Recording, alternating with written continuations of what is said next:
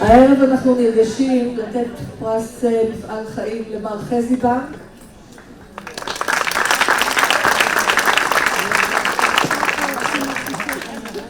ולשם כך אני גאה להזמין את יושב ראש מרכז הבנייה הישראלי מר ערן רוז.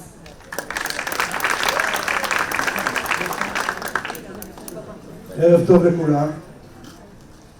האמת היא, אני מאוד מתרגש.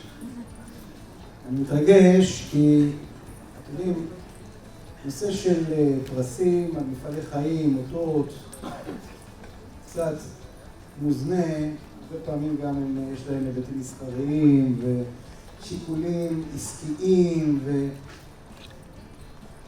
ואני חושב שיש פה משהו נקי. כי מרכז הבנייה הישראלי וחזי בנק לא נעשה עסקים. נהיה חברות, זה חברות של הרבה שנים, אבל אין פה שום פורטוב של אינטרס. הפרס הזה, האות הזה, שמבחינתי לאיש הענק הזה, הוא נקי. נקי מכל אינטרס. והמטרה שלו היא רק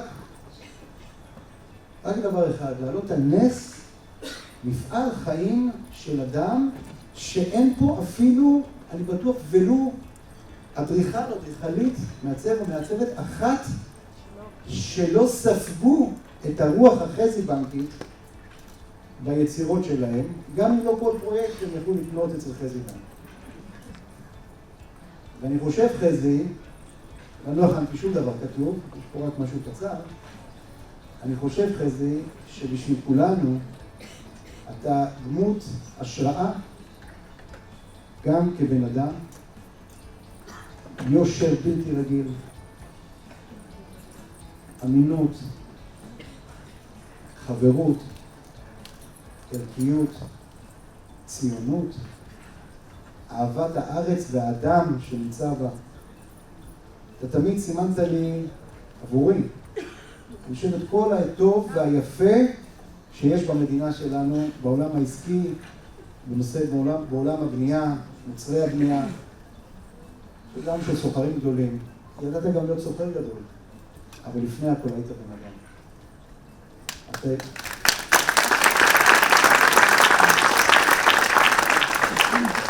חזי, אתה הבאת לעולם שלנו, אני התחלתי את הקריירה שלי בתחילת שנות ה-90, בגיל צעיר מאוד,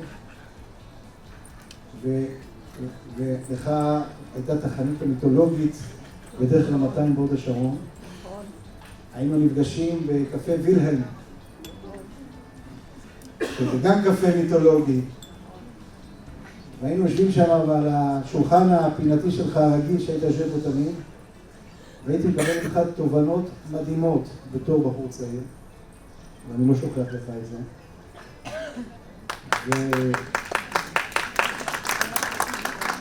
ואני חושב שמה שאתה הבאת לעולם העיצוב הישראלי, אף אחד לא זכה להביא אותו. אתה הבאת את הטעם של איטליה, של העולם, את הבוטיקים, את הדברים המיוחדים. אתה הבאת את ההשראות, אתה הבאת את התפיסות. אתה נתת כלים בידי דורות של מעצבים, שבכלל, מה ידעו לפני זה, נתת כלים בכלל לחשוב אחרת. ואני חושב שהיצירה העיצובית, שהיום ישראל היא פורצת דרך, והמעצבים, וחלקם יושבים פה, המעצבים הישראלים, מייצרים היום יצירות שבשום מקום בעולם לא רואים אותם. הפיוז'ן הזה, היכולת כמו בקולינריה הישראלית, כמו באופנה הישראלית, לקחת את כל הטעמים העולמיים ולייצר את המשהו המיוחד. אני חושב שאתה נתת לו תרומה מדהימה. ונתת לך, תראה איך אנשים באים לכבד אותך, אחרי זה תחייב לקום, תסתכל אחורה. אפשר שהצלם יצלם אחורה את מה שקורה כאן.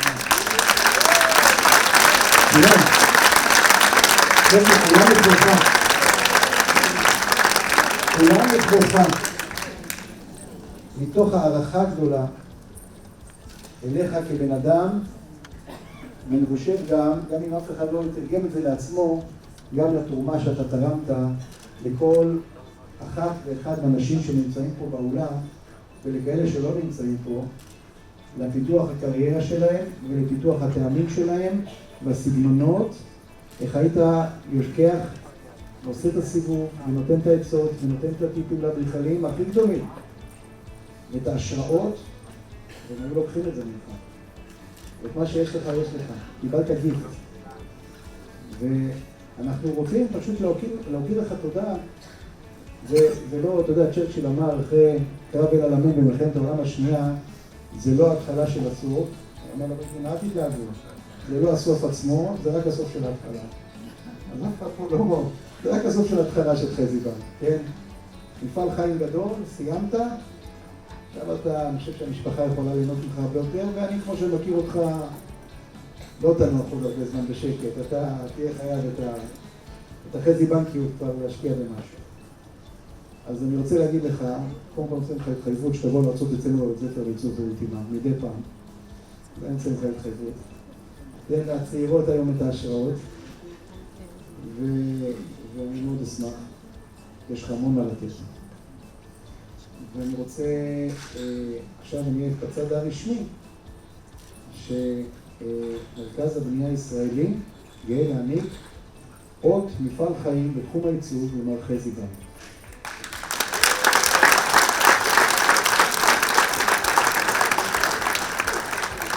אני שמח להעניק לך, חזי, את אות מפעל החיים על תרומה משמעותית להתפתחותו של עולם העיצוב, על הצבת סטנדרטים של מצוינות ועשייה יצירתית, על היותך סמן ימני בחדשנות בענף ובעל חזון שמגשים עצמו כבר למעלה מ5 עשורים בהצלחה מרובה.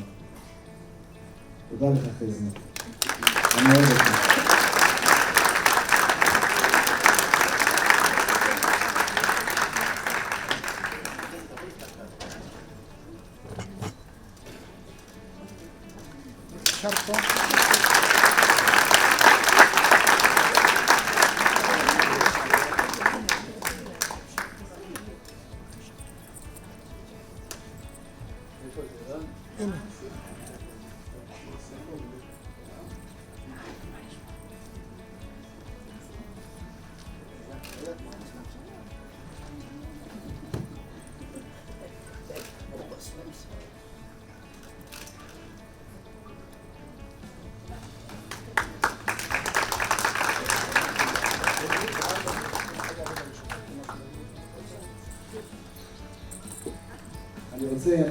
אני מההתרגשות שלי שכחתי גם להודות, אנחנו יודעים שגבר לעולם לא מצליח לדבר. לעולם לא.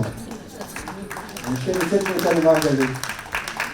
האישה, שמי שמכיר את חזי בן, יודע כמה היא הייתה שותפה מלאה להצלחה הגדולה. מלאה. הפרס הזה צריך להיות פרס משותף מהמנכ"ל. אבל כרגיל הוא לוקח את הבמה והקטעי הבמה והכל טוב.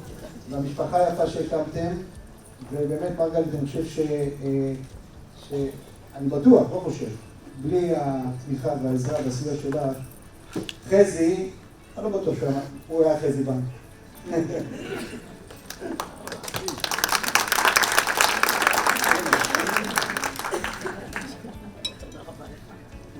אני לא עושה לך בשביל להגיע לך. ועכשיו גבירותיי ורבותיי, מר חזי בן.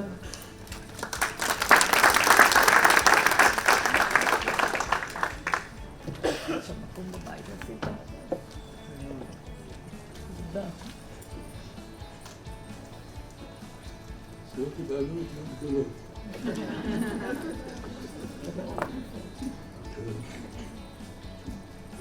קצת מתרגש. ערב טוב. אני מודה לכם על קבלת פרס ההוקרה. ריגשתם. פרס שכזה הוא גם ההזדמנות להסתכל על הדרך שלי. התבקשתי על ידי מעניקי הפרס לשאת נאום בנושא תובנות ממרומי גילי. השתדלתי לקצר, לא כל כך הצלחתי. כמו אצל רבים, הכל מתחיל לבית ההורים. תחילה הנגריה, ומאוחר יותר, את המוריה של הוריי. כילד נהגתי ללמוד צעצועים, ציירתי בראשי מסמרים, אותם נשארתי אחד אחד. הייתי הילד היחיד בבית הספר שצבע את אופניו בשאריות צבע אדום ולבן, כלומר ורוד. מאוחר יותר בניתי קונסטרוקציות מורכבות, עשויות חוטים מולחמים ושמאלות הרוקו של אחותי המתבגרת. נהגתי לאסוף גרוטאות וכלים ולקשט בהם את הגינה, ולחד חוט מקשר בגן האוטדור שלי בסגולה המלא בפסלים ובשערים עתיקים ומה לא. גדלתי ברמתיים של פעם. העיירה כאילו נלקחה לי מערבון. רחוב ראשי שמשני צידיו סדנאות ובתי מלאכה לירים. מוישים ופחחים ונפחים, רצנים וצלמים, חייטים וסנדרים ועוד ועוד אומנים. נהגתי לטייל ברחוב ולהציץ מבעד החלונות, ובמיוחד מתרשם ומתרגש ממלאכת פעמונים שבטוב ליבם הרשו לי לא אחת להתנסות בעבודתם. אהבתי להסניף את ריחה המיוחד של הסנדלריה, וביום חורף להצמד את האש הגלויה של הנפח. בקיצור, ילד נודניק. בתחילה דמתה החנות של אבי לחנות בעיירה פולנית. חששיות נפט, טבעיות, פרימוסים, רתמות סוסים ופרסות, מה נגיד, בלגן אחד גדול. רק כעבור שנים הפכה החנות לעסק של ממש. למעשה אין כל מקום להשוואה בפעילות ובגודל בין העסק שלי היום לזה של הוריי. אך מפליא, ברב הדמיון. בראש סולם החשיבויות עמדו שירות, אמינות ויושרה, וחשוב מאלו ראיית העובד והלקוח כבני אדם. אין הם מובנים מאליהם. אומר רק שכילד, החנות של אבי הייתה למגרש המשחקים שלי, וכבוגר לבית הספר למשחק. ב-1967 הייתי שותף בדיסקוטק, אני יודע שאתם לא מאמינים. השקעתי בו את כל חסכונותיי, מרצי וכישוריי. אחראי הייתי על עיצובו והקמתו. מלחמת ששת הימים, שלמרות האופוריה בסיומה, גזרה את דינו והשאירה אותו שומם ואותי מבושש. על זה נאמר, האדם מתכנן ואלוהים צוחק. חוסר המזל במקרה זה וטעויות שעשיתי בדרך, כן, אני לא כאלה, פיתחו את הפן לאישיותי האמון על אחריות וזהירות. מה שמלווה אותי בכל החלטה והחלטה עד היום. חודשים ספורים מאוחר יותר, נסעתי בשושית הכתומה לבנה של אבי, לתחנה המרכזית בתל אביב, במטרה לרכוש ערכי חרסינה, לבית החדש של מרגלית ושלי, שזה עתה ניסינו. לפלס דרכי בין הבסטות שמפרוסות במורד הרחוב, ונכנס למה שבימים ההם נקראה חנות. החנות של האחים משיח. צריף רעוע, במרכזו שולחן עץ ישן, עליו מונחים היו ברישול מספר ערכי חרסינה. רכשתי ערכים בודדים כדוגמאות, ובעודי מציגה בפני מרגלית, הפסיק במוחי רעיון. עסק, כן, יש פה עסק. נלהב, פניתי לאבי שכבר מזמן היה אחרי שינויים והזזות בעסק, וכהגנה על הבית הציע לי לערב בסיפור את אמי, שכל העת הביטה מהצד חרדה לשלמות טריטוריית כלי הבית שלה.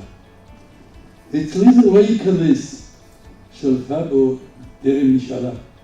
אך אבי, אדם מתון ואיש פשרות, הציע לי בשוך הוויכוחים ובהסכמתה של אמי כמובן, להציג את הרכיב מחוץ לחנות בלוח על המדרכה. רעיון מדהים האמנתי, ואחרי העסק צמח מלוח התצוגה הראשון על המדרכה ועד לאימפריה הקטנטונת שלי. אני מוצא שזה המקום להתבטאות ולומר, למרות שיקשה לכם להאמין, שמעולם לא שאפתי לעסק גדול. תמיד חששתי שמא יקום זה על יוצרו, אך המציאות חזקה מכל, וזו טבעה, לגדול או לחדול, והתשובה הידועה. במאי 1980 התפתיתי להצעת חברת כלל שחזרה אחר העסק שלי במטרה לנצלו כמודל לפתיחת סניפים. במסגרת ההסכם, כלל החכירה את העסק שלי למספר שנים, ואני זכיתי להיות ליבואן הבלעדי של החברה. אך מנגד, הוטלו עליי מגבלות עיסוק מחמירות ונאסר עליי לנהל עסק עצמאי. מאז יצא מתוק. ובגדול ההסכם הנוקשה הותיר בידיי הרבה זמן פנוי. חופשי הייתי לעשות להעשרת הידע המקצועי ולהכנת התשתית לעסק שאמור הייתי להקים מחדש בתום ההסכם. ניצלתי את הזמן לביקורים בתערוכות צנועות במפעלים, הרביתי בנסיעות לאיטליה ולמדתי שפה. התחברתי לעסקים קטנים ומיוחדים בהם יכול הייתי להיות מעורב ומשפיע. נחשפתי לתהליכי העיצוב, התחקרתי עם מעצבים וציירים, בתוך זמן קצר הפכתי לכמעט מקצוען בטכניקות ייצור והדפסה על ערכים. אבל את המקבצות המשמעותיות זוקף אני דווקא בתערוכות העיצוב הגדולות שהתקיימו במגרשי התערוכה לאורך שנות ה-90. בתערוכות הצגתי על פני אולם גדול, שהגדול בהרבה משטח אולם התצוגה שלי, את המוצרים שהיו המילה האחרונה באופנה. לעתים עוד בטרם הושקו בחו"ל. התערוכות הפיקו בי חיים, והן היו מורכבות ויקרות. עשרות אנשי הקמה. שנה שלמה עסקתי בתכנונה ובנייתה של כל תערוכה. הייתי מאושר, טעון באנרגיה נפלאה. שיתפתי את הצוות בהתלבטויות ובהחלטות. כמעט תמיד, מספר שעות לפני פתיחתן, דיברו את הרוחות כלאחר קרב. הלחץ היה עצום, אך הפלא ופלא, ממש כמו במשחקי השף. כי במדי קסמים, בדקות האחרונות ממש, הכל הסתדר. ואנשי המחירות של העסק, שעד עתה עמלו מיוזעים בהקמה, ניצבו מחויכים ומצוחצחים, מוכנים כבר לקליטת המבקרים הראשונים בתערוכה. ניתן לומר שההשקעה בתערוכות לא הייתה פרופורציונלית לגודל העסק שלי, אך בוודאות התערוכות הן אלו שהפכו את חזיבה מרמתיים לעסק מצליח בקנה מידה ארצי. בתחילת שנת 2000, מהפכה בשוק הכלים הסניטריים. מי היה מאמין? אבוקדו, דבש, קרי, בית. שהיו שמות גוונים של כלים סניטריים, אחדים מתוך עשרות נעלמו כלא היו. כאילו כל בעלי הדעה נתברו והחליטו, צבעוני פסה, יחי המלך, לבן. המגמה התהפכה, לא עוד גוונים רבים ודגמים ספורים, אלא מבול של דגמים חדשים ומודרניים, וכולם בלבן בלבד. מה שהצריך אולמות עתירי שטח. זרמתי למצב ומוכן הייתי לשנות ולהשתנות. כשבשנה אחת סגרתי את האולמות, ובמקביל שכרתי מרתף בדיזיין סנטר, בשטח הכפול משטחן, מה שאפשר לי לתת ביטוי לכל הדגמים החדשים שהציפו את השוק. לפני כ8 שנים, כהשלמה לעסק, התעקשתי על פתיחתו של מפעל שיש. וזכרתי שלא להיכנס לתחום שנחשב למסוכן ועתיר ידע. תחום הסובל כרונית לחוסר כוח אדם מקצועי. אבל העסקת פנסיונרים מוכשרים שבעברם היו בעלי בתי מלאכה ורכישת ציוד יקר, חכם וממוכשר, פתרו את שאלת הידע ובעיית כוח האדם.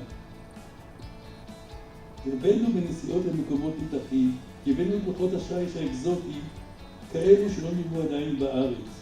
המפעל גדל, הצוות למד להשתלם תוך כדי העבודה, ולקוחותינו התווספו וילות גדולות, בתי מלון ובתי חולים.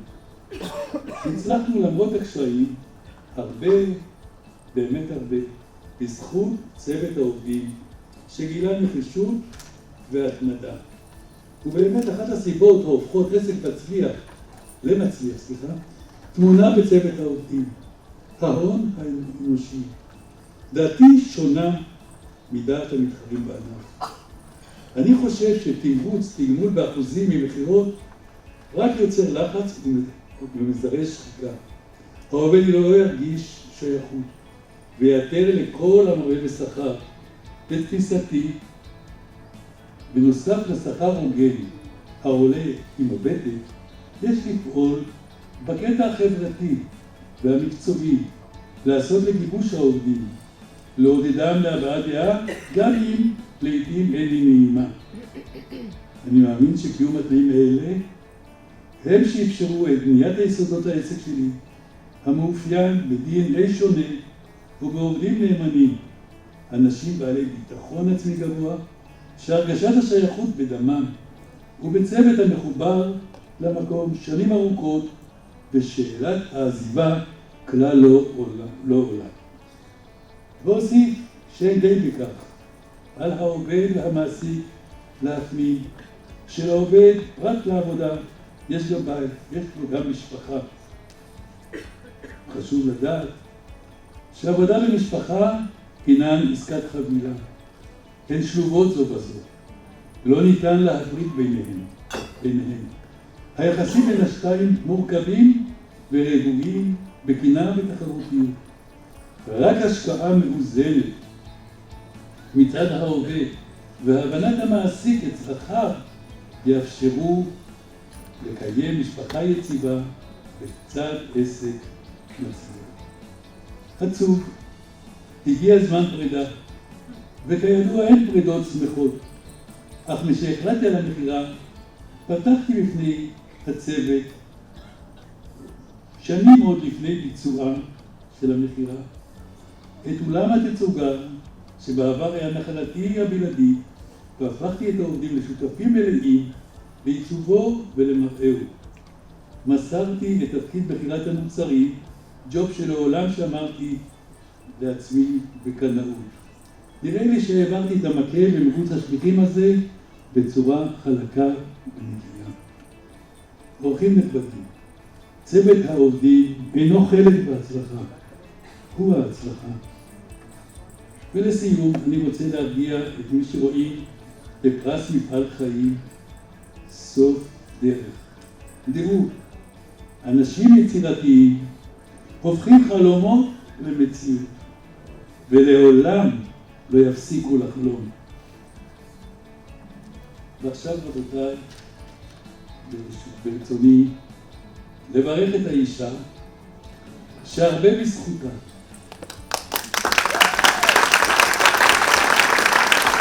מה גדולים שקרה, אין ילדיי. ישרות טוב לב, ענווה, יושרה ואהבת האדם הם ממאפיינייך. ללא ספק הם המפתחות שפתחו בפנינו את שערי ההצלחה.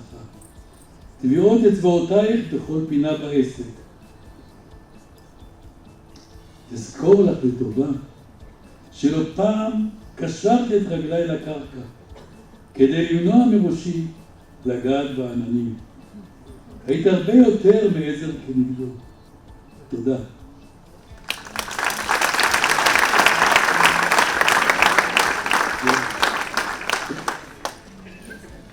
עכשיו לערן נאלץ לעזוב. ערן היקר, איש גדול. הכרתי אותך לפני כ-20 שנה, ואתה יודע, משוגע, מזהה משוגע. ואז זיהיתי את הסימנים הראשונים. עקבתי אחריך וניסיתי לראות כמה גבוה הגעת, ולאן תשוקה והעזה יכולות להביאנו.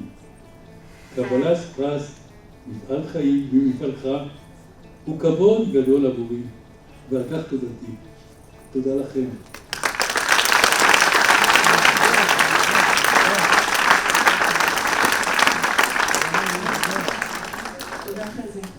תודה רבה.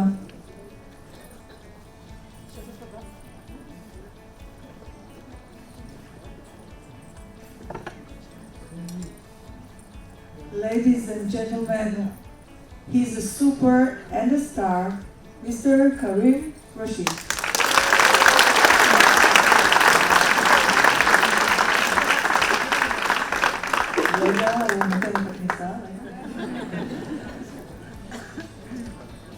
Mr. Karim Rashid.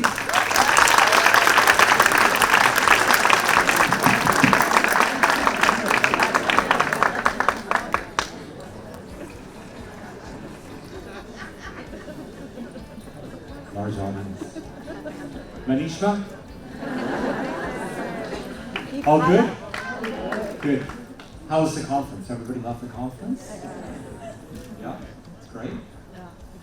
It's amazing amount of people and energy here. I can't believe the energy. Everybody says, I think I'm going to get to New York and collapse. Also, what's fascinating, I always find about Israel, as it's so cosmopolitan. Like everybody is from all over the world, but also everybody's lived in.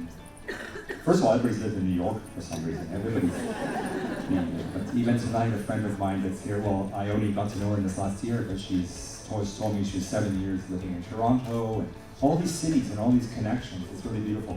Anyway, so what am I going to talk about? I'm going to talk about how ugly these flowers are. As much as I love nature, what's happening here? Can we have this taken away? Thank you.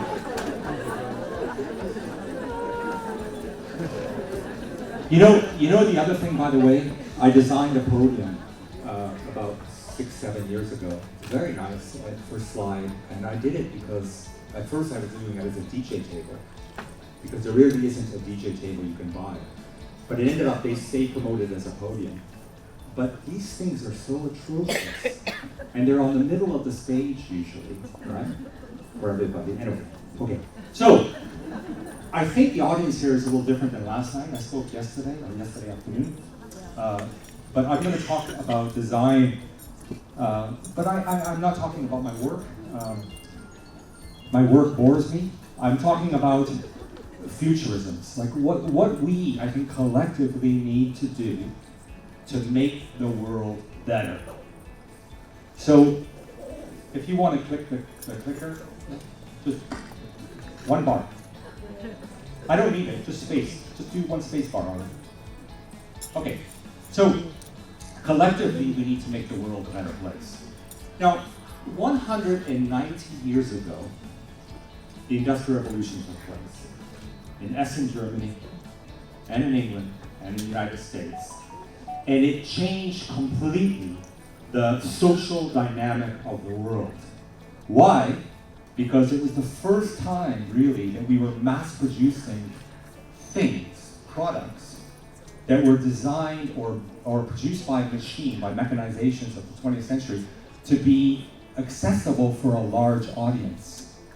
So modernism, you could argue, and the Industrial Revolution created this notion of middle class. Because all of a sudden, with not too much wealth, one could have access to good things, smart things, intelligent things. In 1984, Toyota came into America with a standardized car, loaded with accessories for a very low price, and it completely changed the automotive industry. So, industrial design, which is, by the way, my background, we started to create very intelligent, beautiful, smart things that we use every day that now we take for granted, from our kitchen appliances to a refrigerator to a laundry machine that now almost every machine, when you put the clothes in, a little laser basically figures out how dirty the water is and how long the cycle should be, and if it's colors in the wash or not colors in the wash. In other words, we start to create this smart world. When I was 7 years old, I was in Expo 1967 with my father. We moved or emigrated from England to Canada, to Montreal. Because my father was waiting 2 months to start his new job with CBC Television as a set designer, Every day, my brother and I went to Expo and Man in His World. Now, when you're 7 years old, and my brother was 9, and you see Buckminster Fuller's Pavilion, and you see all this technology, like they showed an airplane there that was made of polymer, which, by the way, the new Boeing is now 70% polymer, meaning that it takes a third the fuel of a standard airplane. All this innovation was there, phenomenal innovation. And I remember there was a vacuum cleaner that was vacuuming by itself. This is 1967. And I tugged my mom's skirt and said, "Mom, look, you'll never have to vacuum again." And because my memory of my mother, she's always, especially when the television was on and two people were kissing, she decided to vacuum in front of the television. So this innovation inspired me. It really, it touched me inside. And then all of the science fiction touched me inside. Then I started reading Philip K. Dick and Isaac Asimov, and looking at work by Solari, doing future cities, designing future amazing drawings of one building that contained 3 million people. I don't know if you've ever seen his drawings. Crazy man. And then I found out about someone named Luigi Colani, who was doing amazing things. And I realized that there was something so inspiring of this idea that we can completely create a utopic existence and world. We could make an amazingly beautiful life. That we could, as human beings, come together and all live in one building, 3 million people from a city. That's a fascinating thing. It's like Jerusalem, that you have basically 5 different sects, religions, all living on top of each other in one place. It's a beautiful thing that's rarely talked about. Instead, what we talk about in the world is nationalism, jingoism, patriotism, right? All these things that are basically pulling us apart rather than bringing us together as humanity. And design is not a creative act. Of course it is. But it is a social act. And it's a political act. Because it can break down boundaries and borders. So, I was so inspired by all this technology that I also occurred to me then. And my father was although a painter, an abstract painter, and set designer for film. Am I talking too fast? I met this translator, Orr, today. He was such a gentleman. We went for a walk. Great guy. And I said to him, "Did I drive you crazy yesterday?" And he said, "Well, you went a little fast." So I gotta slow it down a little. Okay. So my father would bring all these books home from the library of the CBC, Canadian Broadcasting Corporation, and the books lying on the coffee table were everything from his idols, John Arc, Picasso, Rodchenko, Russian constructivists, all this, to the Italian futurists, Bala, and all of them, to Yves Saint Laurent, to Pierre Cardin, to André Courrèges. I don't know if you know who Courrèges was. He's a crazy man. I found out recently, I forgot, maybe I read it when I was a child, he only all his life wore pink and white, which is very strange. Maybe I took his DNA. So, but all of these characters, painters, philosophers, and the coffee table full, and fashion magazines. And I realized my father loved just all about the built environment and the applied arts and the major arts and the creative arts. And so this was my inspiration too. And putting all that together, I realized that design is inseparable from innovation. We talk about innovation over here, and then we talk about design here. Design is inseparable from technology. Because if you look at everything that was ever done that's pivotal in the industry of design, from architecture to a chair, something new in the way of technology was involved. For example, Eiffel. Took 40 years to build that tower. It was radical. I feel, my sympathy is with, including my own profession, with so many architects who have some very smart, radical ideas that they don't see them manifested. Because most of the world, or I always say this, that artists don't see the future. I don't see the future, I see the present. Everybody else sees the past. Meaning that if you can bring everybody up to see the present, we can start shaping a great world. Nobody can really see a future. In fact, there's a website that predicts futurisms by famous people, and 90% of their predictions were wrong. So we don't know what the future holds for us, but we do know if you're very perceptive and wise and clever and you watch social behavior and you understand what's happening with the world, that perception will afford you to do things that people think are futurisms. But they're about present day. So if I go into a bathroom right now and stand on the floor, and I remember 10 years ago I made a smart bathroom in Barcelona for an exhibition. When you came in and stood on the rubber floor, behind the mirror, you saw your BMI, you saw your heart rate, you saw your blood pressure, all these things. And then the second part of that was that when you go to the toilet, your feces and urine is analyzed, which is exactly what's done at the hospital, right? We now know that online medicine is the future. We can actually diagnose ourselves now, instead of wasting taxpayers' money, social state money, etc., to spend time going to hospitals when maybe there's something not that wrong with us. You know, the other day, for example, I was reading in the United States, how many children are taken to doctors and hospitals because they have a fever of over 102, when in actual fact you need to wait 3 days of that fever before you rush. So the fear of this, right? So once we learn and we have knowledge, the whole world starts to change a lot that way.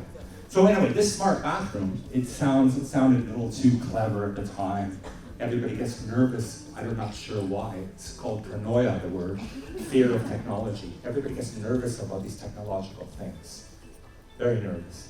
You know, I have a ring on my finger that 20 years ago I used to make studios with students called digi-objects, which was that one day none of our jewelry will be banal static things, they'll all be technological. Like your rings on your ears right now should afford you to have a higher acoustic level, for example. Something, you know, some connection that way. Even plastic surgery, implant. Why implant just a big thing of silicone so your breasts look bigger? Why not make them intelligent? And inevitably this will happen. All these things will happen. I can have knee transplant right now, and the knee is actually built in nylon and Zycon, and your knee could move and You know, this is the intelligence. We have plastic hearts. They just actually grew in a lab, I don't know if you read this, a real live heart based on somebody's stem cells. Amazing. So this is the way the world's moving. The world's amazing this way. And we are fortunate in a way to be at this time, because what's driving this big change is the digital age. And the digital age is new. It's only 40 years old. It's affording us to have digital movement of information. But more so, even more so, this phenomenal connectivity, which is breaking down every boundary and border in the world. The beauty of the digital age is you're a poor kid in the ghetto outside of Los Angeles, and you have a voice, and you have empowerment of creativity, and you make a song, and you can change the world with it. The beauty of the digital age is it doesn't matter what race, creed, color, religion you are, you're all the same in the digital age. The beauty of the digital age is the other day, I had to talk to the top CEO of a multinational billion-dollar company, and I don't know his email address, although I've met him. I type in on Google, I get his email address, and I email him. When did that happen in the past? When did it happen that we're all so accessible? You know, I have honestly tens of thousands of students Instagramming me constantly and showing me their work and portfolio. This is new, this age that we live in. It's a beautiful time because, you know, it's democratic, so we're all the same. And we start to realize with this that this world is shrinking so quickly that guess what we do? Because this is the demise of humanity. Fear. We're frightened that this is so beautifully seamless. We're frightened of this notion of global democracy. We're frightened of the idea that we won't have a boundary or a border. So what do we do in the real world, in the physical world? We regress. We pull back. Hence why recently there's such high nationalism in the world. For example, in the last 42 years, we've developed 42 new countries. Why? We should be losing the borders. Instead, we're gaining them out of the fear of the digital age. We have 16,000 satellites around the Earth, which means the connectivity is omnipresent, 7/24, yes? So, for example, I have an office in China, in Shenzhen, 20 people working there. All of them are on VPN line, right? In China, there's probably, my estimate, 300 to 400 million on VPN. So if you think VPN is not a good business, think about it again. And it's against the law, China, to get Facebook and Instagram, and even Google now, and all, but everybody's accessing, meaning there's no stopping anybody. For the same reason that hundreds of thousands of smartphones were smuggled into North Korea recently. They want smartphones. You know, doesn't matter if what part of this world you're from. There's 1.9 billion smartphones in the world right now. Right? You don't want to be left out of this. Because this age is a beautiful age. Because you, and I mentioned this yesterday, and I just love this fact, that Beck, 20 years ago, made a record in his mom's basement on his laptop. 2 turntables and a microphone. You know that song? Does anybody know that? That's what generation you are. So, he made this with just a laptop without a recording studio. Now, in the 1960s, when Richard Branson was a drug addict, smoking a lot of weed, hanging out in a loft, crashing a loft, right? He was a squatter, that's the word, right? Where you don't pay rent, you find an abandoned space, right? And across the street from him was a record store. And they were making a radical anarchist newspaper, shipping around to all the small towns, right? And they decided on the back page to start selling records. A lot of you probably know this story, but I love this story.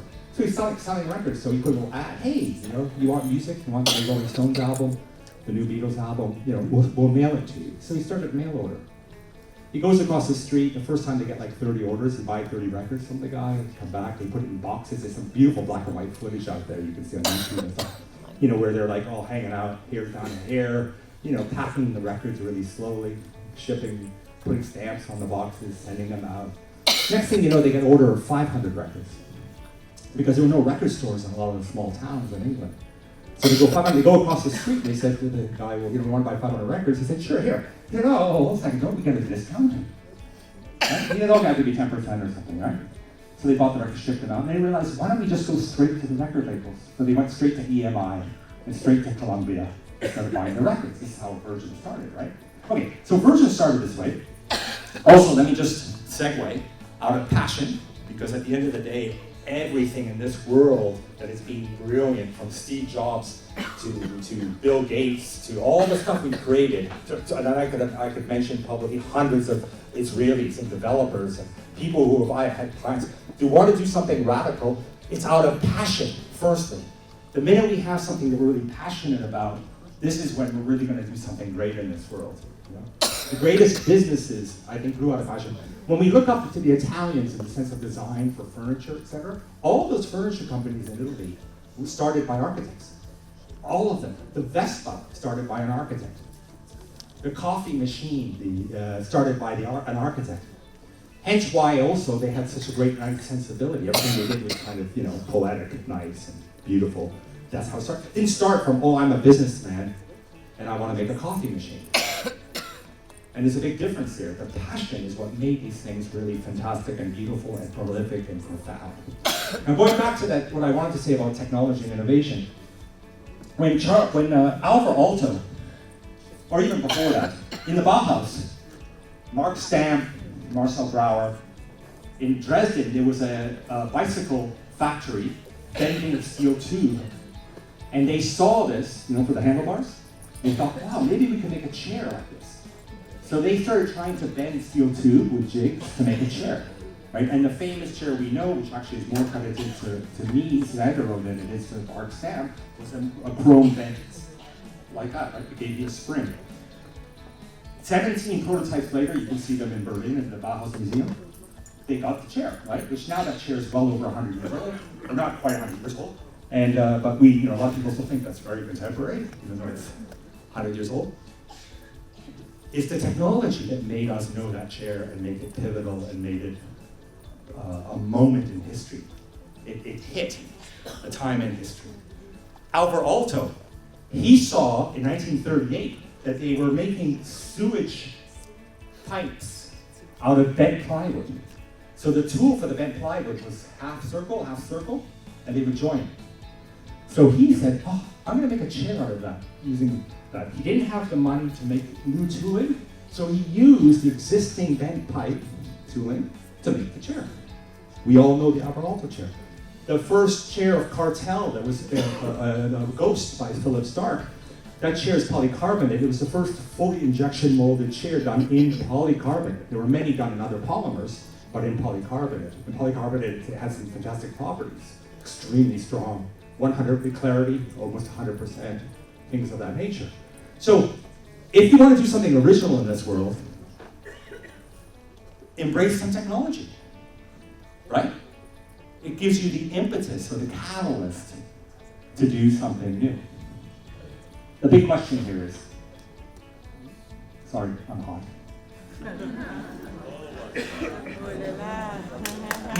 Yesterday I was freezing in the lecture. And so, hold on.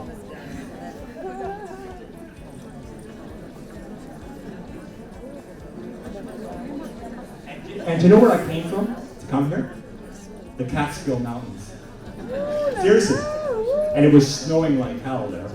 And so when I was going to the airport, I asked the driver if he can just take all my winter clothes to my apartment, paid them, and took everything and dropped it off at the doorman so I could go to the airport. Anyway, so where was I? You remember? Technology. Okay. So technology has afforded us to do something new. But no, I wasn't the technology. I was going to say, but why do something new? I don't want to hear that name again, okay? Why do you want to do something? No, it's a great guy. Why do you want to do something new? Like if you're a creator, you're an architect? Are you? You're not an architect? Are you an architect? You okay? You're thinking about what your profession is? Designer, I don't care. I don't like the words, frankly. Whatever. The tricky part about the word designer, when you tell someone you're a designer, they think it's fashion, which is interesting, right? In the public domain, what these terms mean. Architect, oh God. Designer? You make shoes. Anyway, so why do you want to do something new? Well, it's very simple, right? Yeah, be different, right? But why do you want to be? Why different? Because you are different. You want to create. Okay. So here you go. So here it is, very simple. Okay? We spent 50,000 years as humanity since Homo sapiens trying to understand why we're here. We're here to create. That's it. To be is to create. And 99% of us, of human beings, are capable of original creation. And when we're a little child, that's all we want to do, right? We take all the information around us, and we're so excited and thrilled, and we draw, and we paint, and we construct, and we want to create. But then as we get older, what happens? Suppression of creation. Artists, creative people, were ostracized, they were anarchists, they were rebels, they were executed. The history of creative people was suppression, but even more so, humanity in general was suppressed. Because 300 years ago, 98% of the world was in poverty. Think about this. Now you have 2 billion middle class. 98, so what was your existence? Survival. Figure out how you're going to eat tomorrow. So you didn't even have time to really create. And in fact, you could argue that to figure out certain ways to eat tomorrow is a creative act in itself. The creative act itself is survival. So we are here to create, and we create two ways. You have children? Sure. How many? Two. Every Israeli I meet has four. What happened? How many have four children here? Look at that! Jesus! Sorry, I should say Jesus. So you have two children, right? Okay. So you procreated. Creation. Procreate. Because if you have a child, you've done something original. That DNA of that child is unlike any other child. This fingerprint of all of ours is unlike our neighbor's fingerprint. The iris is unlike our iris. So we're all original beings. Completely original. We're not, this idea of cultures, we're Swedes, or we're Americans, or we're French, or we're Israelis, or even religions, we're Jews, we're Catholic. We're trying to find collectively, constantly, some sort of tribes, right? To feel like we belong, that we're a part of something. But at the end of the day, we can be a part of great things, but we have to also realize that we're completely individual. And the individual is what's going to do something. If you're hyper aware of this notion that you're individual, you will do something original. That's the drive. The drive is to do something original. And if you do something original, what does that mean? It means that you are one of 7.8 billion people. Did I really meet you in Milan? I don't think so. She said I met you. I wasn't your teacher in Milan. No. You were my student in Milan? You were my studio in Milan. I never had a studio in Milan. In New York, maybe. We'll talk about it later. So, where was I about the... I lost my train of thought.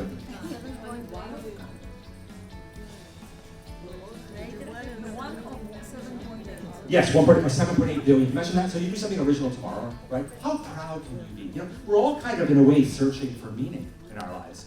That's enough of a meaning. You just did one original thing in this world. There, you put your fingerprint into the world. So we put our fingerprint into the world, hopefully by bringing up a smart, loving, beautiful, good child.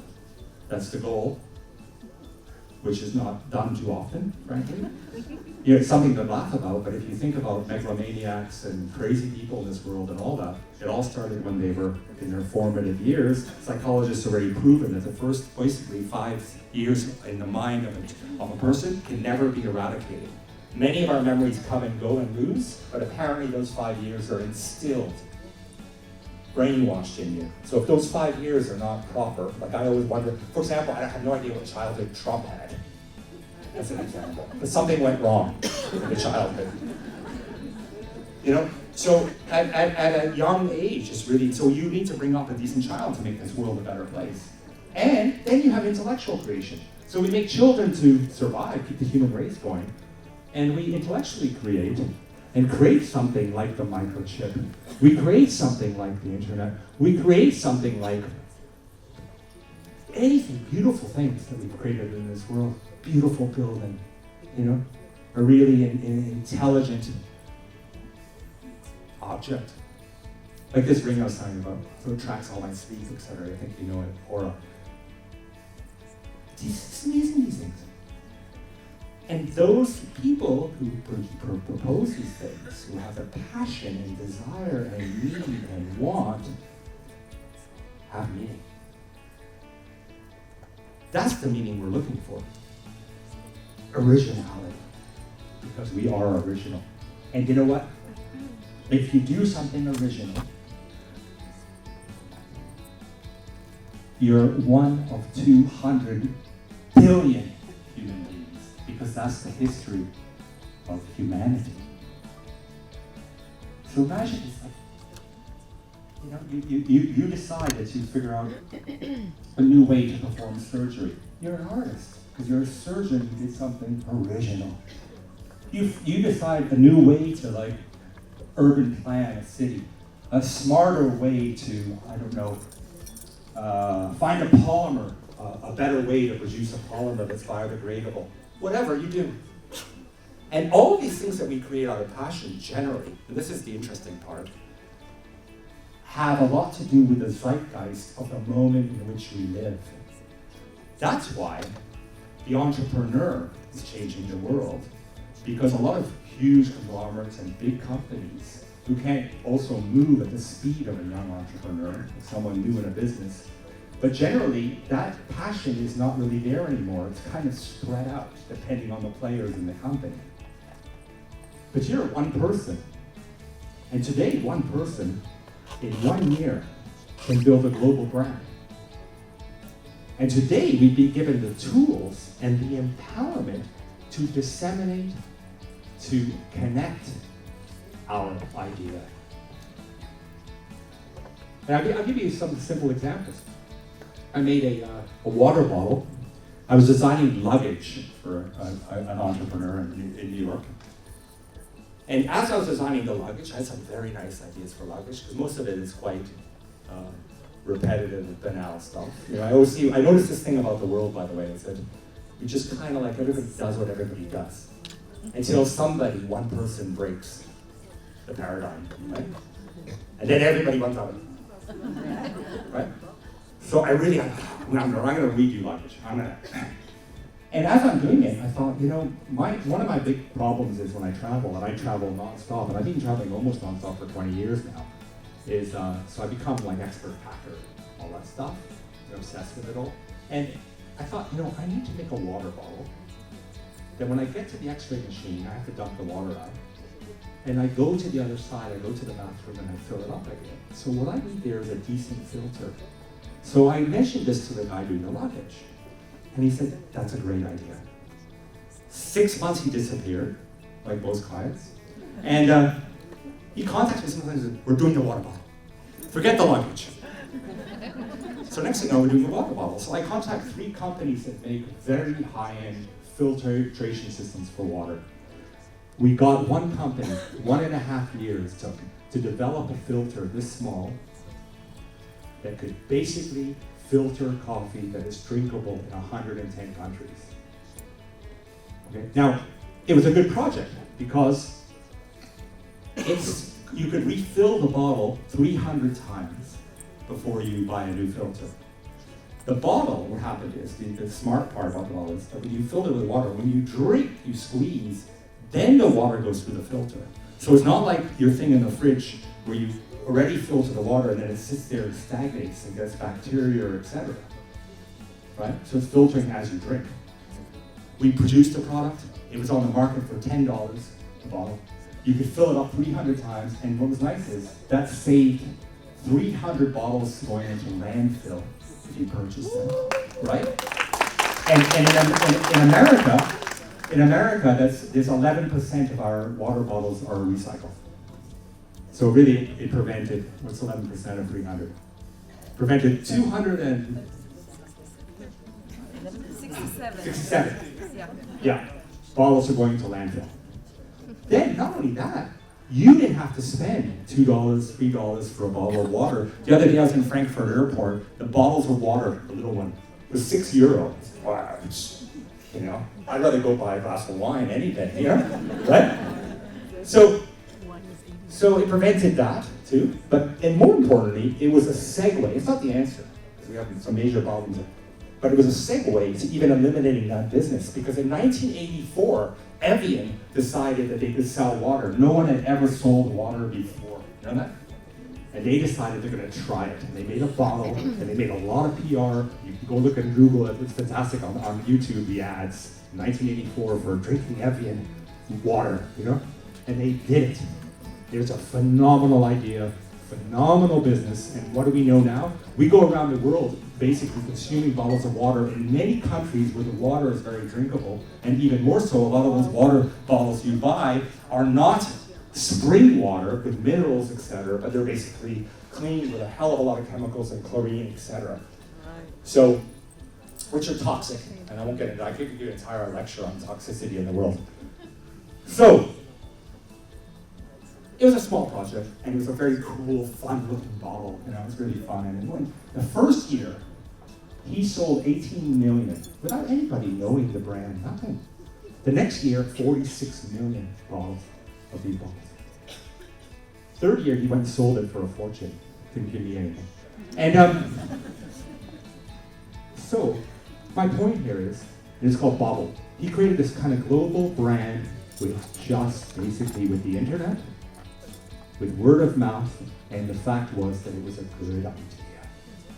Okay?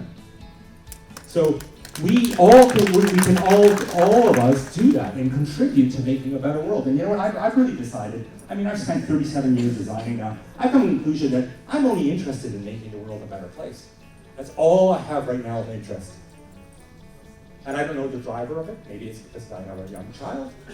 I think the driver really is that I've been in 173 countries in the world, and I realize that we all have the same needs and desires. We're all beautiful beings, most of us, you know? And I just want to see everybody live a better life. And how do we live a better life? So let's go back to design and architecture. You know what? In the 1970s and 60s and 50s, design was very tied into production and into technologies to make things. And a lot of energy went in there, and a lot of design was very production driven, meaning the final result came out of a smart idea of extrusion or injection molding. Or, you know. Then by the late 1970s, you could argue that this new school of design was kind of a semantic school, meaning that you design something and it should be able to talk to you about how you use it. So as a kitchen appliance, you should immediately know what the on-off switch is. If you're lying beside the bed and you have switches, you should kind of know the switches, right? Well, semantic things of connection, of how to use things. Plug and play. When Apple introduced in 2003 the word plug and play, but they were the first company in the world to like give you a product with no paper manual. It was brilliant, this idea.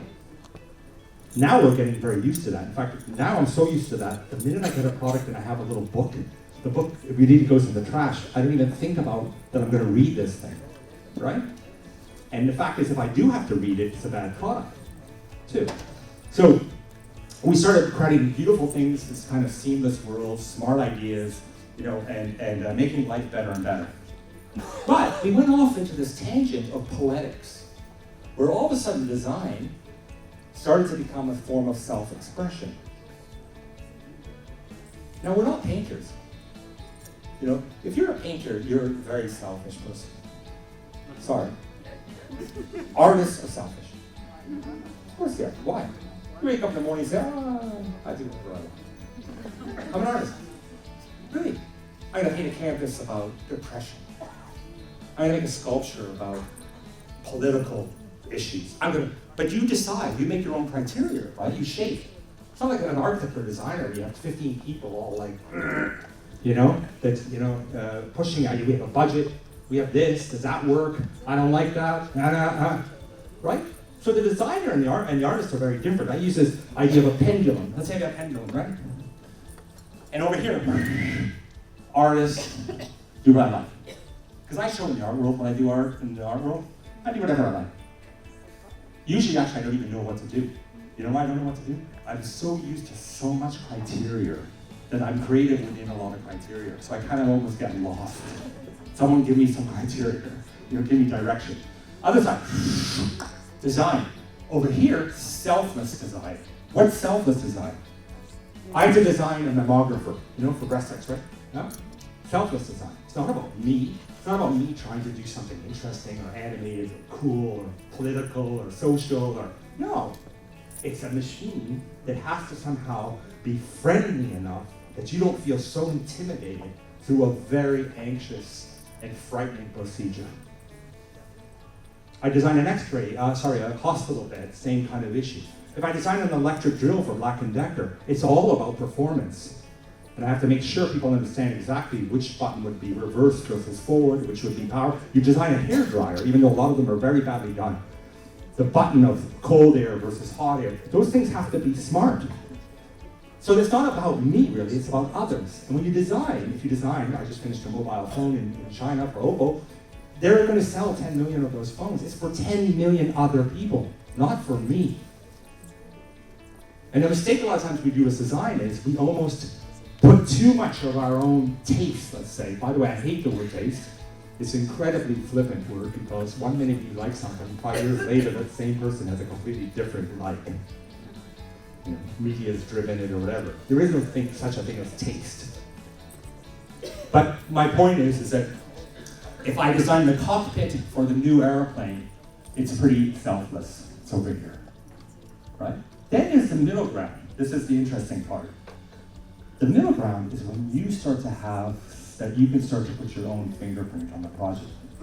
That you can find something interesting and original. Something that comes from your soul, your heart, your intellect, your perception is somewhere there in the middle. And it depends on the project, of course. If I design a line of dishware, ceramics, or a line of glassware I just did in Poland, within a certain function, the glass needs to contain some liquid, and other than that, and hold, hopefully, sit on a table without, balancing. Other than that, I can almost do anything to a point, right? If I make a vase, there's thousands of vases. You can express yourself in many, many ways. It just needs to contain some water, right? Okay, even if you're smart, design a vase that doesn't even need water, right? So then you can have a lot of expression. So look at the furniture industry. You see furniture industry all the way over here, almost like art furniture, very self-expressive, very somebody just like has something to say, to furniture production, even over more on this side to furniture. For example, I'm designing for the interior of an airplane right now. So when you do the seats and all that, there's a lot of rigor and criteria. There's a lot of things that you just can't do.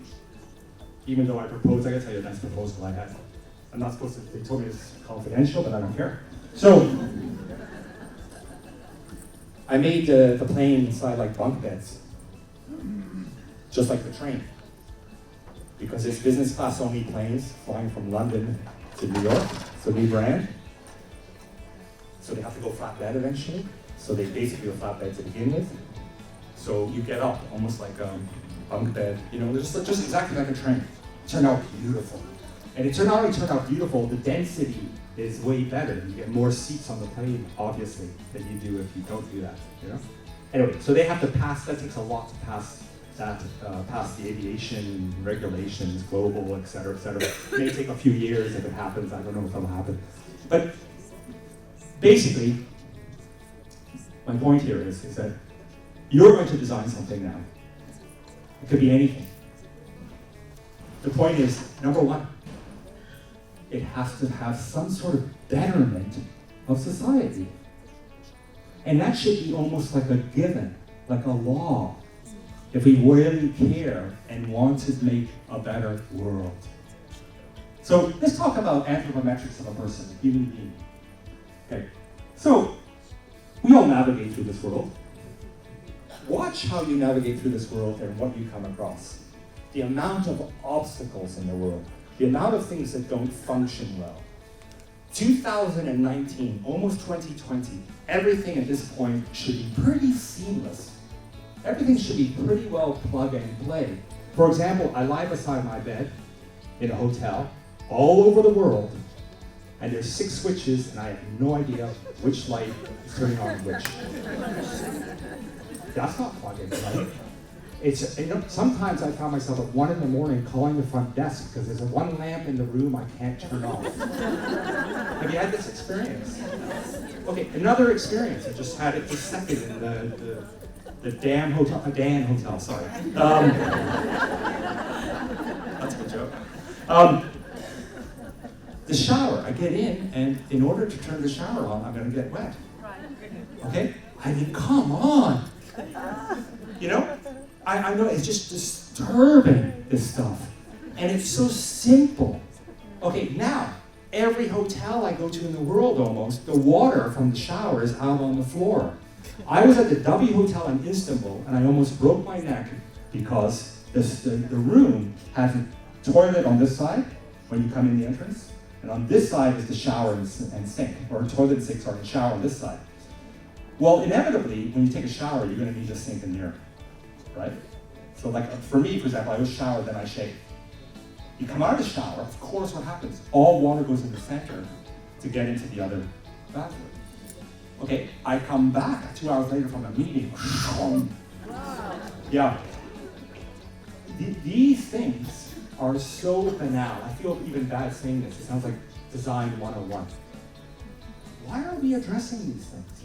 Why are we not good at these things? Now, we want to take it to the next level. In other words, those things should be a given. They should be perfect. For example, I designed many faucets for many companies.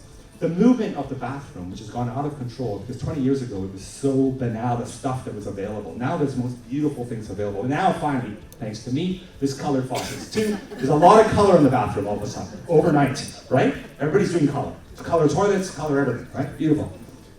Faucets like this, stainless steel, rectangle, sharp. Those two edges of that end of that faucet are frightening, and my daughter hit, you know? Now, you see a picture, a beautiful picture, and this is the problem with design. We've been doing this for 50 years. A photograph of the faucet. Minimalism, beautiful. I love minimalism. I love a perfect white cube and all that, but let's do things that are human, that we can live with. You know? So, we always put the chair there. No one's sitting in it. We put the kitchen. No one's using it. I've observed for 40 years photographs of design with no people. Isn't this things for us? Aren't they for human beings? Like, why are we making anything if it's not for us? For the sake of it? They're not paintings. These are built kitchens, photographed, to sit there and look amazing and beautiful. For what? So, design lost its kind of social agenda. The act of design, we forgot that it's for people. That we are the center. You are the center of why we should build anything. And on top of all that, there's 80 million Europeans over the age of 60 right now, and there's 75 million in US over 60. Never before in history. Nobody is designing anything for an aging population. Nobody. And you know when you go to a hotel room and there's one room there made for the physically challenged, it is depressing. There's a couple of like bars around the toilet. You know, really. But you know what? These baby boomers were brought up with design. It was part of their culture and existence. So they still want good design. I want good design. And as I get older, I want these things to be even better. To design a walker that's, instead of made of a bunch of aluminum tube with a bunch of rivets and rubber feet on it, they design a walker that's all, I don't know, beautiful, injection molded, thing that functions better, that becomes a seat, all that stuff. We need to design all that stuff. Just like we need to design space and think about how we use space. That how many hotels, sorry I'm using hotels so much, but it's just I'm designing a lot of them and this stuff's on my mind all the time. How many where the doors hit each other in the room? I mean, if you on plan drawing can't figure that stuff out, you should not be in this profession. You know? Right? I had a client today talking about a hotel. They said, oh no, I don't want to put sliding doors on the closet. You know, they always break down. And, no. If we put a swing door, we're gonna like block the hallway completely, and we'll hit the bathroom door. I mean, this is the stuff. It's so simple, but we gotta do it and make the world better. Now, once we solve all those little stupid issues, little like banal things, we can start to do some amazing things. I'll give you an example of things we could do that could be beautiful. Okay, I'm working on a hotel right now where I love this. Okay, you're on your phone. And we already did it already in 3 hotels in Germany. You come into you self-check, you don't have anybody to talk to. You know what, generally I realize I concluded, I don't really want to talk to people when I travel. You know, I was thinking if I was on an airplane and the little cart was like automatic, stop, would you like anything to eat? And I put my fingerprint on it, pops out the sandwich, I'm fine. Because I don't need to deal with moods of people. Sure, some people are so nice and make me feel great. Then there's the other side of it, right? So this stuff has been out, and frankly, all this stuff is going to disappear anyway, because just like the machine that replaced the hand, because something like 78% of our world's products now are robotically produced, just like that, the service industry will disappear too, and it'll become more seamless. So you come in with the phone, go in the elevator. The elevator knows your floor by your phone. You go up to the floor, you come in the hallway, the LED light moves across the hall, stops, that's your door, the door opens by itself, you don't have to touch the handle. You come in, you put your phone down, right when you enter, you put your phone down, the music in the room is the music from your phone.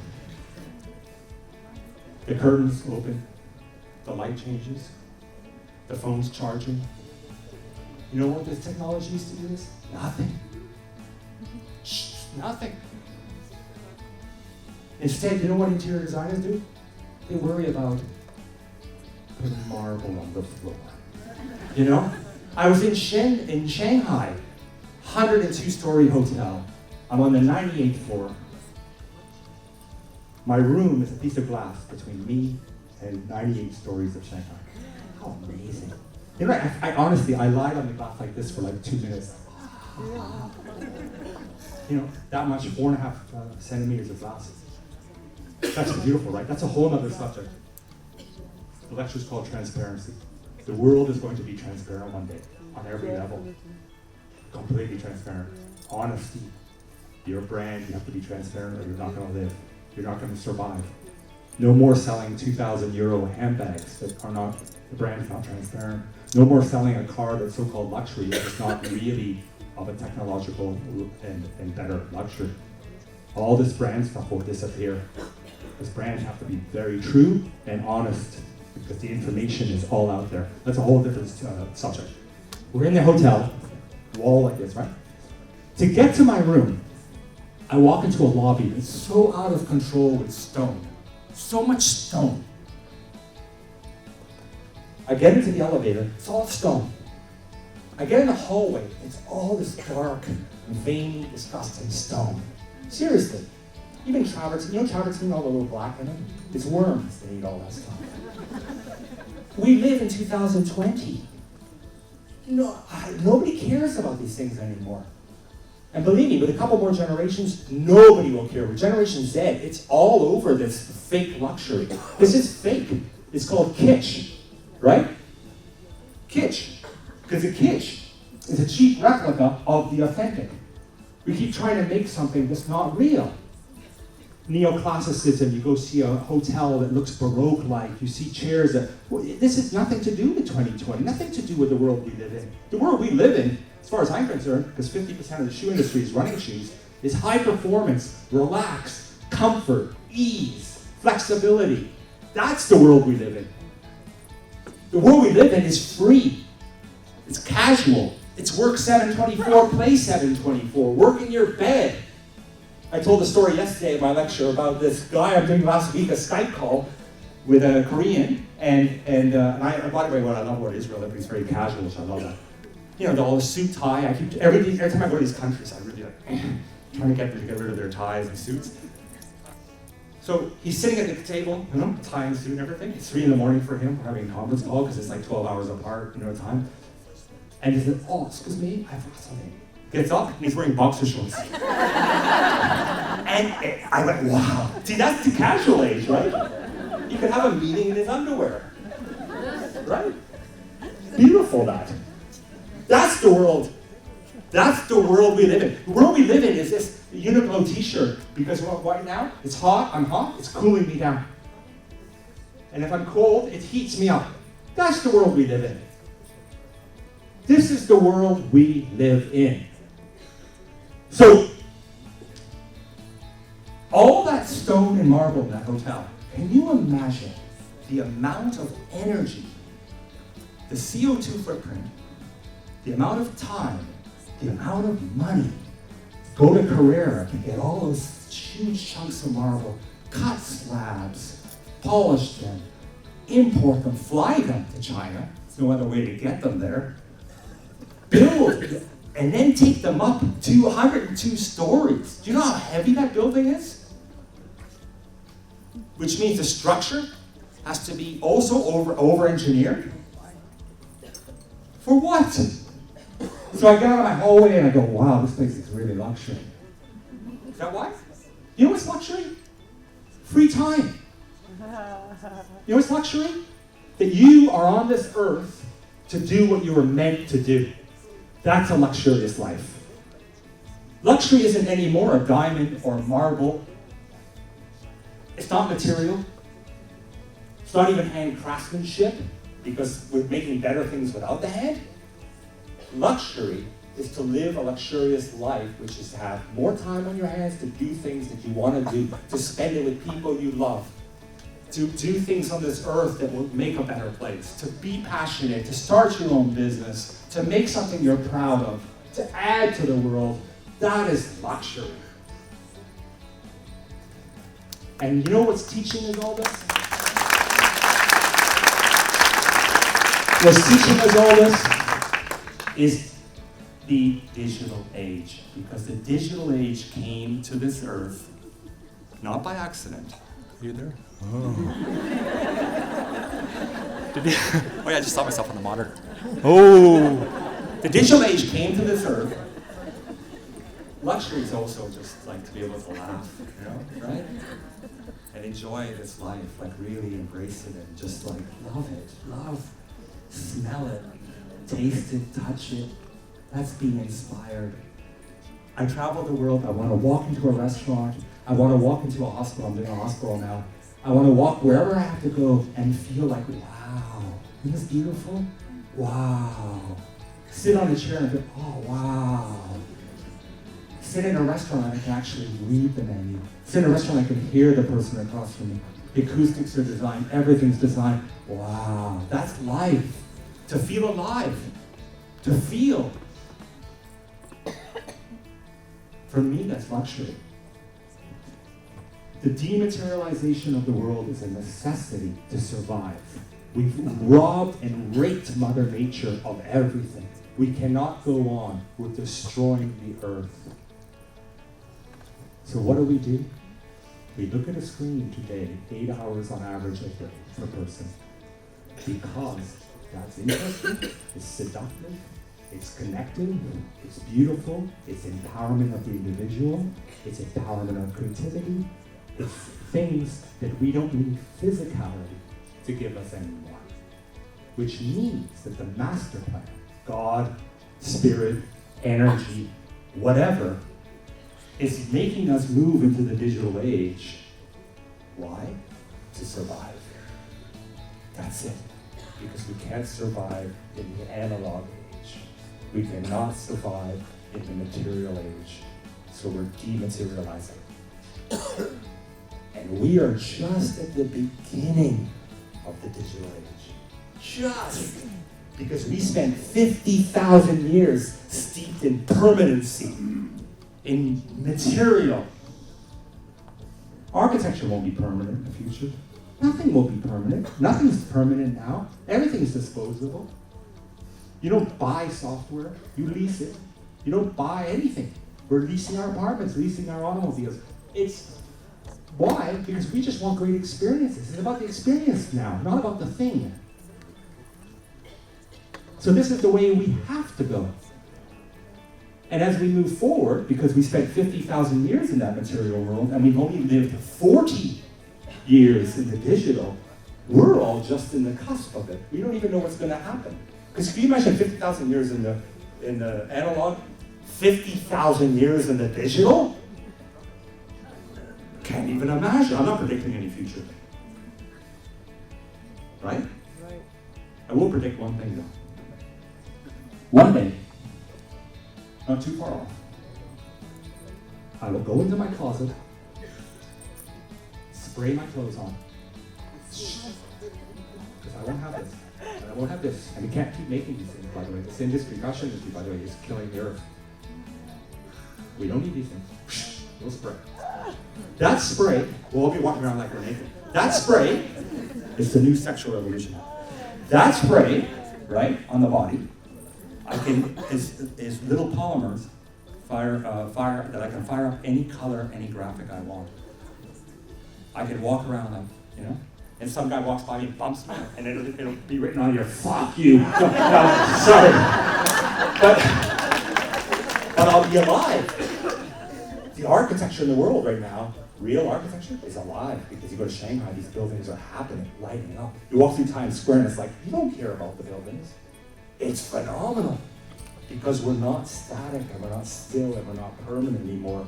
We are dynamic, we are kinetic. Every cell in your body is growing and dying at this second. This carpet is aging in this second. Nothing is permanent. And this is the new world. So we'll spray the clothes on, and then we'll go and we'll sit down. But we'll sit down because there won't be any furniture, because it'll be very easy to levitate. Because we'll have an electromagnetic field, we can boom, levitate. Then all of a sudden, $600 billion industry of furniture disappears. Because we don't need to make all that stuff anymore, because we're making way too much furniture, by the way. It's out of control. I don't know who's buying it all. I always wonder where all this stuff goes.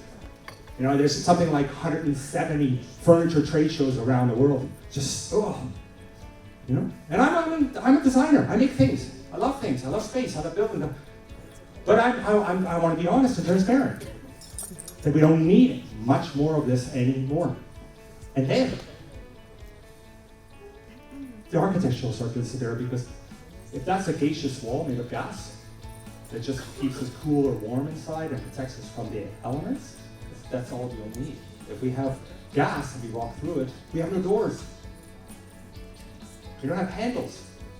And we're going to move more and more and more to this state. Because whether you like it or not, whether you want to hear it or not, it's the way humanity is destined. And not only destined, it's survival. Thank you, everybody. Put it on.